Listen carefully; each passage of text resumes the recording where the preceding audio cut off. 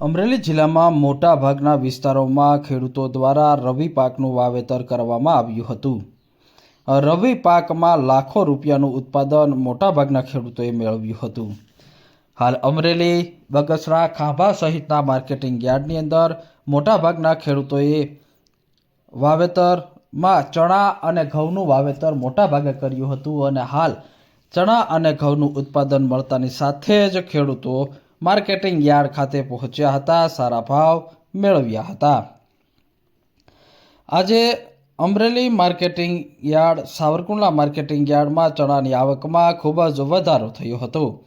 આજે સાવરકુંડલા માર્કેટિંગ યાર્ડમાં સિંગ ઝીણીનો ભાવ 757 રૂપિયાથી 1266 રૂપિયા નોંધાયો હતો. સિંગ મોટીનો ભાવ 844થી 1231 રૂપિયા નોંધાયો હતો. તલ સફેદનો ભાવ 2300 રૂપિયાથી 2450 રૂપિયા નોંધાયો હતો. તલ કાળાનો ભાવ 3100 રૂપિયા સુધી નોંધાયો હતો. જીરુનો ભાવ 3350 રૂપિયાથી 4090 રૂપિયા સુધી નોંધાયો હતો.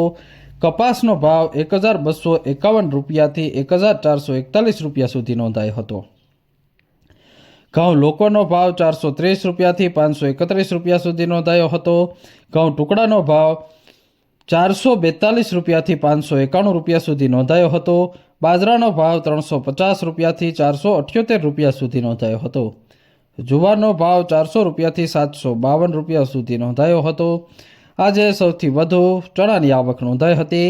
ચણાનો ભાવ 1110 રૂપિયાથી 1235 રૂપિયા નોંધાયો હતો. જ્યારે દેશી ચણાનો ભાવ 1150 રૂપિયાથી 1439 રૂપિયા સુધી નોંધાયો હતો. ચણાના ભાવમાં સતત વધારો નોંધાયો હતો. તુવેરનો ભાવ 1500 રૂપિયાથી 2146 રૂપિયા સુધી નોંધાયો હતો. એરડીનો ભાવ 1008 રૂપિયાથી 1088 રૂપિયા સુધી નોંધાયો હતો. મેથીનો ભાવ 800 રૂપિયાથી 1202 રૂપિયા સુધી નોંધાયો હતો. રાઈ અને રાયડાનો ભાવ 922 રૂપિયા નોંધાયો હતો. ધાણાનો ભાવ 1300 રૂપિયાથી 1710 રૂપિયા સુધી નોંધાયો હતો. સોયાબીનનો ભાવ 800 રૂપિયાથી 820 રૂપિયા સુધી નોંધાયો હતો. આજે સાવરકુંડલા માર્કેટિંગ યાર્ડમાં સૌથી વધુ ચણાની આવક નોંધાઈ હતી.